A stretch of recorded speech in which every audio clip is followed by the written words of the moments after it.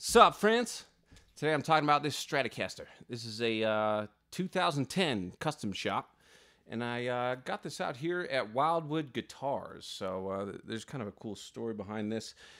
I had a friend who had like a gold guitar that was pretty similar to this, and I had just bought my first custom shop, and it was like kind of like a Mary Kay, but more of a like a 60s version. So it had rosewood and then like a 3-ply mint green pickguard. So I had that guitar, and my friend had one of these gold guitars, and I was just like, man, I gotta get that. And the Mary Kay was more of like a I would say, what would you call that color? Probably, again, like the see-through kind of Mary Kay thing with the mint green, but it was like a little more modern, I guess you would say. Anyway, so my friend had this gold guitar, and it was just killer. I mean, I couldn't believe how beautiful it was. And then, so as you do, I was kind of scrolling the new arrivals page on the Wildwood site almost every day, and then this one showed up. And this is a Roadshow guitar. So as far as I know, like the Fender custom shop does like a roadshow around, I believe, like the United States, and they just bring kind of like their flagship models of that year and show them off to everyone and let them play them and check them out.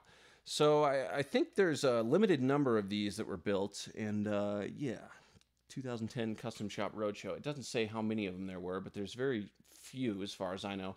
And it has a cool color. This is HLE Gold, so Homer Haynes Gold. So Homer Haynes was a guitar player, and he had like an all-gold guitar, as far as I know. So this is kind of the color. It's very specific. It's not Aztec. It's not like Gold Sparkle or one of those. It's HLE, Homer Haynes. So I saw this. I ended up, going down there. I played it a few times, and I had to get the money saved up to get this guitar. So I ended up having to sell that first custom shop Mary Kay kind of style one I was telling you about. So I sold that as quick as I could, and I ended up going up there a couple weeks later, and it was still there. So I knew I had to snag it. So I grabbed it, and it's just been such a great Strat. This was my first custom shop guitar, and it's a second Strat. I had an American Strat to begin with, but my first custom shop Strat. And it's a great Stratocaster. It's got the maple and ash body. It has Abigail hand-wound pickups, which are pretty special, I think. And 5-way switch. It's a 57 reissue. And it's just a great sounding instrument. So let's hear it.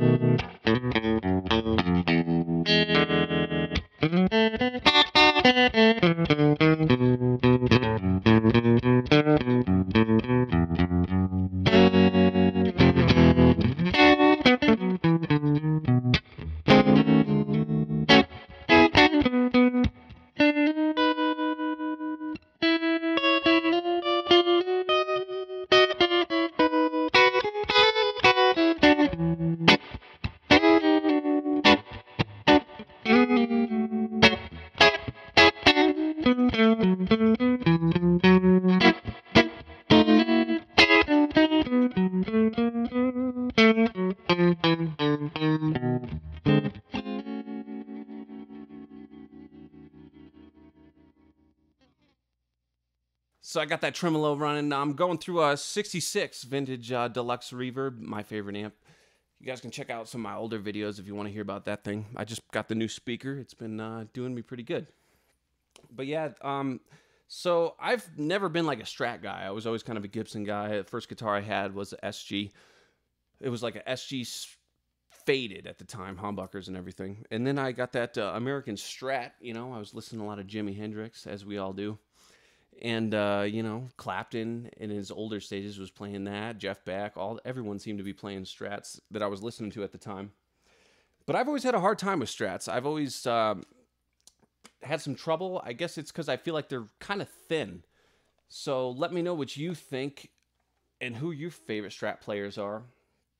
I know I love the sound of them. I love like even hearing myself play them, and I especially love hearing other people play Strats. Every time I see one, I just want to pick it up, but then I pick it up and it's like, man, it's just like, where is that sound? So I have a hard time. I think it must be like a feel thing or just the way it comes through the amp when I'm playing it. But again, I've heard videos of like myself playing a Strat and it's like, you know, it actually sounds pretty awesome. But I think it's like a thinness thing, or it's got some weird thing to do with that. With like the bridge pickup, it's like kind of super thin.